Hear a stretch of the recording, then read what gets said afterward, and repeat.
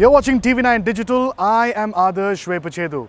It's after a lot of painstaking effort that India was able to develop 2 vaccines and kickstart a nationwide vaccination drive.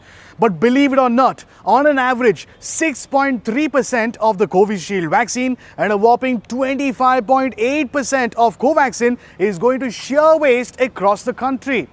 25.8% is more than 1/4 of Covaxin that has found itself in the bin. I must mention here, the government has set a permissible limit of wastage at 10%. So you must be thinking, why is 1/4 of the COVID-19 vaccine, Covaxin, going to waste?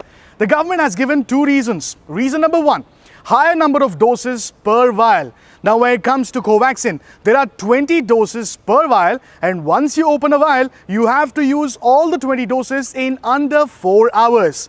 So on an average, out of the 20 doses in a vial, healthcare workers are able to administer 1/4 or 15 of them by the end of 4 hours, and the remaining 5 doses are going to waste.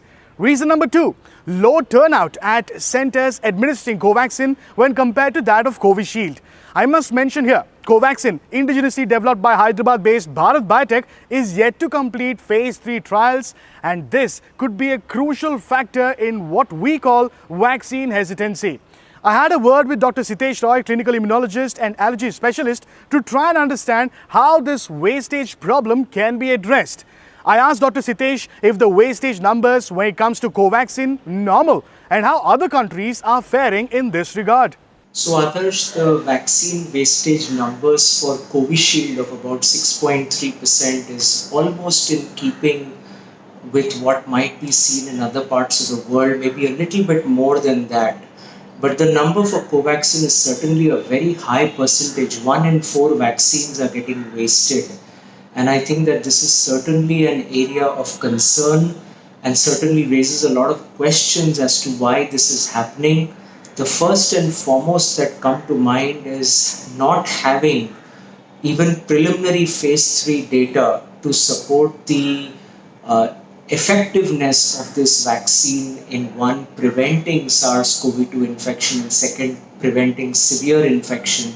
And I think that may be one of the biggest reasons that may be potentially hurting the uptake of this vaccine by the Indian population. As I was saying, each vial of Covaxin contains 20 doses of the vaccine. My question to Dr. Sitesh was, can't we just have 10 doses instead of 20 per vial?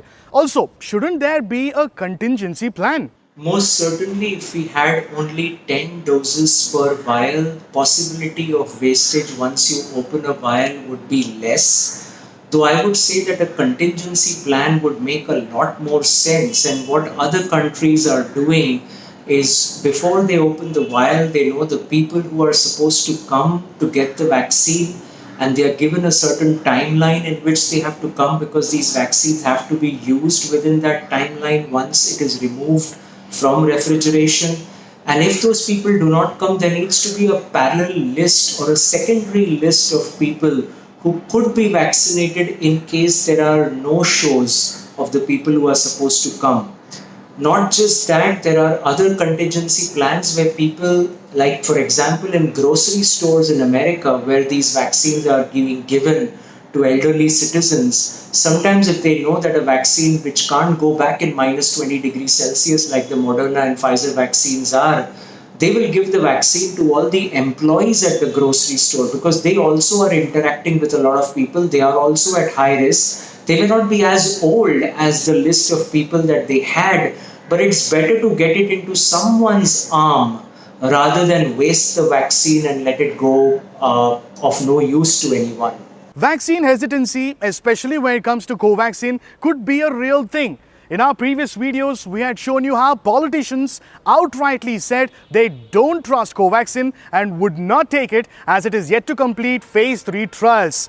This is what Dr. Sitesh had to say on vaccine hesitancy. It's very possible that to some extent the political statements that were made around the vaccine could also be influencing a certain segment of the population, hopefully not everyone.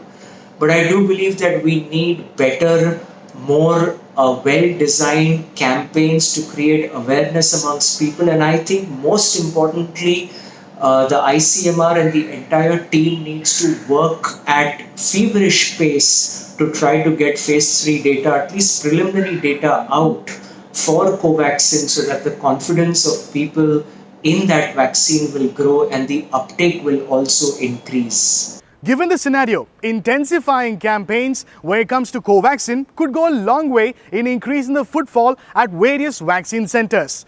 Here's what Dr. Sitesh Roy had to say on that. So, Adarsh, I think intensifying campaigns is the second step. The first step is get the science and the data out there for people to see, for the world to see, for the Indian public and population to see. And if that data and science is there, then I think that a public campaign in which, let's say, the politicians or the movie stars or whoever else that the public looks up to, if they would come and say that kindly take this vaccine, like has been done, for example, with pulse polio.